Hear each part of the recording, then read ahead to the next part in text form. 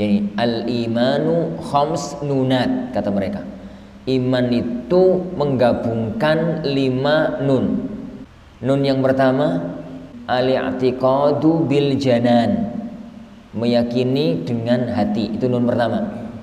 Wa al-iqraru bil lisan, lisan nun kedua, mengakui dengan lisan. Nun yang ketiga wal amalu bil arkan, melakukan dengan perbuatan anggota badan. Nun yang keempat yani yazidu bi ta'atir rahman, bisa bertambah kalau dia melaksanakan ketaatan kepada Allah Ar-Rahman. Nun yang kelima terakhir wa yanqusu bi ta'ati syaitan, dan akan berkurang iman itu karena taat kepada setan. Kita nggak akan bahas 3 poin atau 2 poin yang terakhir karena ini masalah lain. Kita akan bahas 3 poin yang pertama, bahwa iman itu menggabungkan hati, lisan, perbuatan. Dalam bahasa yang pertama tadi zahiran wa batinan, iman itu menggabungkan antara zahir, diakui dengan lisan, diucapkan dengan lisan. Apa itu mengucapkan dengan lisan?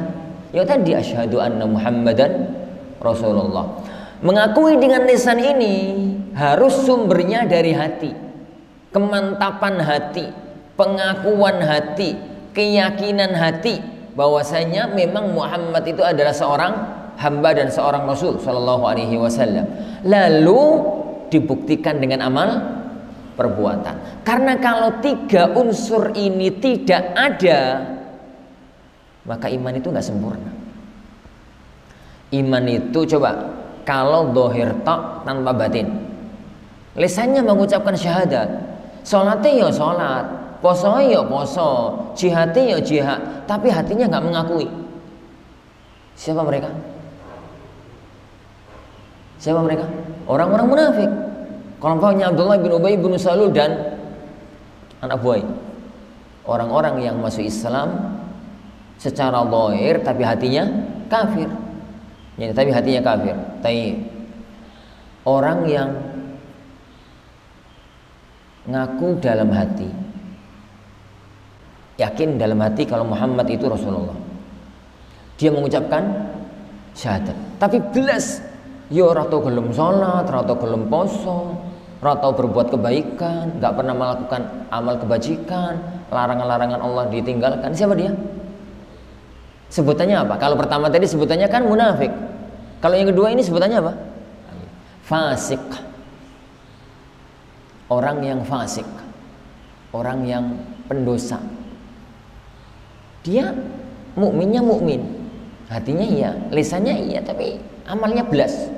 Orang fasik. Terakhir, orang yang meyakini dalam hati kalau beliau Rasulullah, lalu beramal, adalah amal yang dia lakukan, tapi tidak pernah terucap syahadat dari mulutnya. Statusnya apa? Dia meyakini kalau Muhammad SAW itu Rasulnya, Rasulullah SAW. Kemudian dia melakukan dengan amal perbuatan dia, membela Islam, membela dakwah Rasulullah, misalkan begitu. Tapi belum pernah terlontar dari mulutnya, belum pernah terucap dari mulutnya 2 kalimat syahadat. Wes, contoh pertanyaannya agak mudah. Contohnya sapa? Hah? Abu Thalib. Masya Allah, pinter-pinter antum. Ini Abu Thalib. Dia meyakini dalam hati, dan perjuangannya membela dakwah Rasulullah SAW semua kita tahu dalam syarah. Sayang satu, sampai meninggal dunia belum sempat ngucap syahadat. Statusnya apa? Kafir. Statusnya kafir, kekal di neraka. Meskipun karena perjuangannya Allah memberikan hukum khusus bagi Abu Thalib, yaitu diberi azab paling ringan di kalangan orang kafir, bukan di kalangan orang mukmin ya. Bilang pula masuk wong mukmin kalah.